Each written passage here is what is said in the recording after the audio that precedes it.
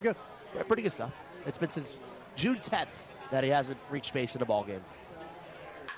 First pitch swinging from Gupton, and he drills it to deep center field. Daniel back trying to make the Willie Mays catch, and he's got it! Are you kidding, Conlon Daniel? Hansen's all the way back in the batter's box, trying to give himself enough time to wait on a breaking pitch. There is the breaker, and he turns on one and kiss it goodbye into the parking lot. 3-0 in the blink of an eye. Trevor Hansen, 3-run homer. A doubleheader on a Sunday evening. About to enter the 8 o'clock hour shortly as Pagano's off. Alvarez swings and laces one into center field. That one's down, and it gets by the center fielder, and Garrity on a weird hop. Pagano's going to score easily. It rolls all the way to the wall. Alvarez digging for third. He's going to get there. He's though, and attributed it to that. 3-1 count, one out, runner at first. In the air to center field, ranging back is Daniel to the track, looking up, and it's gone. A 2-run shot off the bat of Herring, and it's 6-4. The home plate umpire by taking a small jog down the first base with the turn. Payoff on the way. This one's hit high in the air to deep right field. No doubt about it.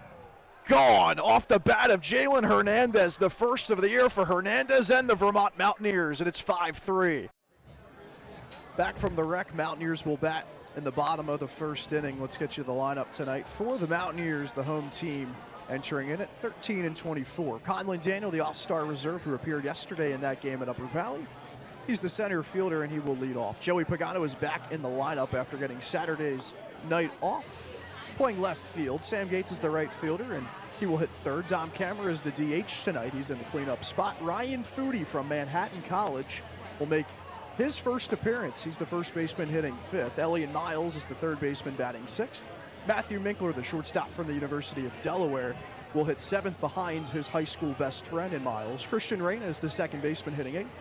And Bennett Sheeler, it's his turn to catch in the rotation. He's batting ninth, and they will face Cade O'Leary from Florida State. And O'Leary coming off a tough start against the Mystic Schooners 8 days ago.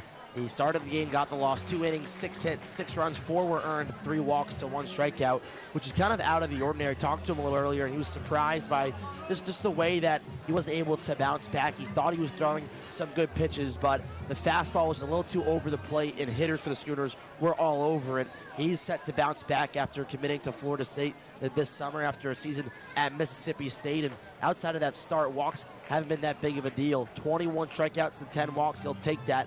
The 6.13 ERA, yes, it's a little higher than what you've seen in a couple of games for O'Leary on the hill. And now it's all about, can he get it going, starting the ball game off. We've seen him do unbelievable things out of the bullpen. O'Leary with that fastball you mentioned, Gavin, sitting 91.7. That's the average velocity. Conlon Daniel sees a fastball at 91 and fouls it back, 0-2 to him.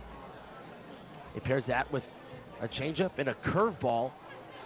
That's around 81 miles an hour. It can drop below 80 at some points. Daniel digs in the leadoff spot for the 11th straight game, 0-2. Puts it in play. Left side, Seymour. The shortstop up with it. Throws. Speedy Daniel. Beat it out. Infield single. And you just see some of that speed already on display. We talked about the stolen bases, 141, which lead the league and are inching closer towards a league record. Daniel using the afterburners to get to first, and Randy Seymour at short has been great with the glove all year, but the arm has been a little sporadic over the past couple of weeks. You see him really trying to set his feet. He makes a good throw, but Daniel's speed is too much. Like you said, Gavin, 141 stolen bags for the Mountaineers. They need 4 more to break the record in a season held by the Sanford Mainers last season. Daniel on base, and the biggest threat to steal in this lineup is aboard, and Joey Pagano, the St. Joe's left fielder, takes, and it's 0-1.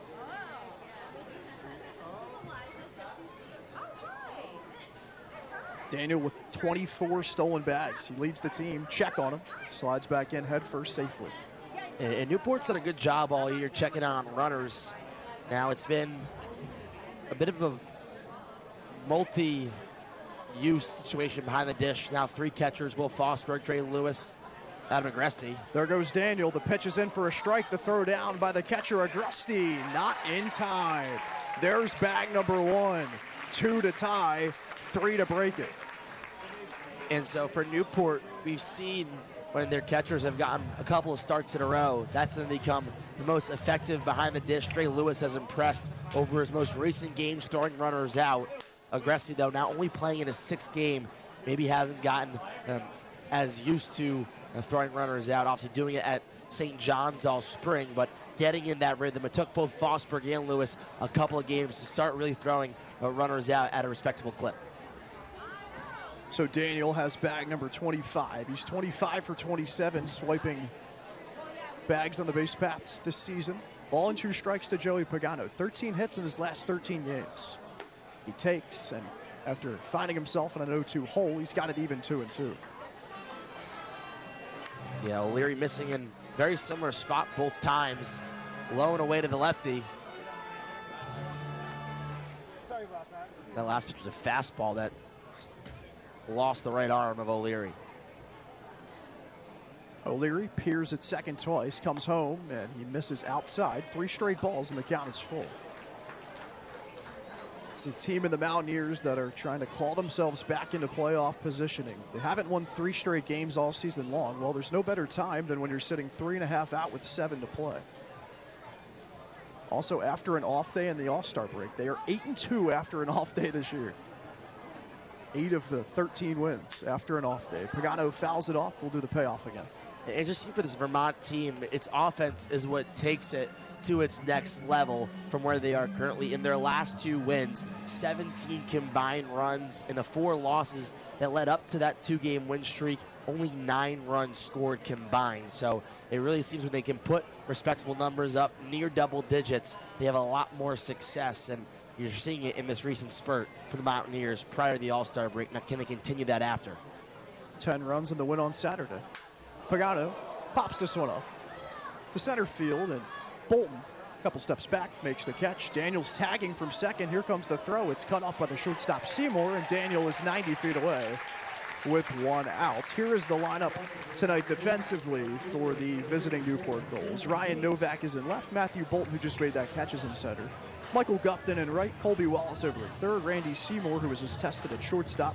Kyle Branch is the second baseman. Petey Kreska is over at first. Adam Agresti is the catcher, and he's doing the catching for Kate O'Leary. You see where that speed comes into play. You can manufacture runs so much easier when you have someone like Colin Daniel on base. We talked about his clip, 25 for 27. I mean, that's really good base running statistics.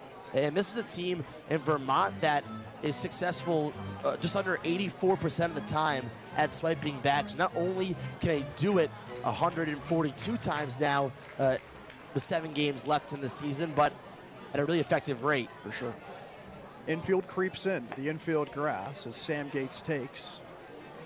Off speed outside. Ball to strike to Gates, the right fielder, who's one of 3 lefties in this Mountaineers order.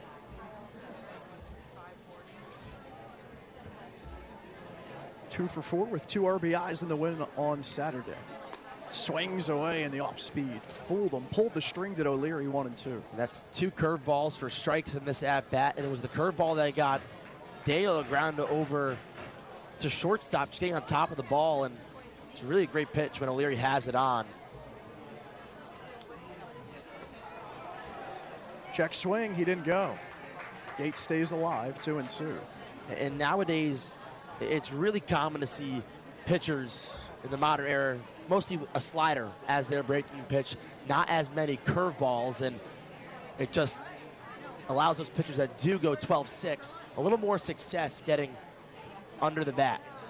Infield still in. Gates takes. That's in there. Backwards K looking. First strikeout for O'Leary. 2 gone. And when Kate O'Leary is able to work at his pace, you see how effective he can be. He almost had an immaculate inning earlier in the year against the Mystic Schooners. Ended up being an 11-pitch inning with only 2 strikeouts, but was 1 strike away. And that's because he doesn't use the fastball to pound the zone. He can use the curveball, not only get swings and misses, but as we see, get a hitter looking with 2 strikes. His 22nd strikeout of the season. Here's Dom Camera, who takes Ball one in the dirt. Cameron, one of the hottest hitters in this Vermont lineup in their past 5 games. He said, so he was wearing number 12 in the win on Saturday, and he was 0 for 5 with a walk. The only player in the order not to have a hit. And he said, I just lost the mojo. He's got 14 back tonight. Puts this one in play. Beautiful snag by Wallace, but he's not able to make the play as it falls out of his mitt, and a run will score. So Dom Cameron got his mojo back, puts it in play, and it's 1-0 Mountaineers. And that was almost a highlight reel play as Wallace looking into the pocket of his glove saying, where'd that one go? But it was a great effort. Even if he got up and made a throw, don't know if it would have beat out Camera, but again, with the speed of Conlon Daniel, all you need is a couple of infield hits, and that gives you your first run of the ball game. Now, Kid O'Leary, you can't be too down on yourself. You can't take yourself out of the ball game. And I think he knows that it's just a couple of mini paper cuts. Got to put a Band-Aid on it and stop it at 1. It's a good way to describe it. We'll see how that is ruled. No ruling yet. 2 gone in the inning. Here's Ryan Foodie, who's transferring to Manhattan College. Just played his last season in JUCO at Rockland Community College. Swings away, floats it out of play, but a very successful season for Foodie at Rockland Community College. He hit .438 with a 1421 OPS. I mean, that's good stuff. That's why I see him go back to the Division I ranks, and he'll join Dre Lewis on the other side for Newport, the DH for tonight, who plays catcher for the Jaspers. Foodie takes, that's ball low. 2-1, 2 gone in the inning. And Dom Cameron was awarded a single on that ball to third. I agree with him. Yeah, I had it down as a single right away. Yeah. You never know. Righty-lefty matchup and chopped over to first. Petey Kreska will do it himself. 3 unassisted, and that'll do it for the bottom of the first inning as O'Leary does give up a run. He leaves another runner stranded. 2 hits for the Mountaineers. They lead 1-0 going to the second.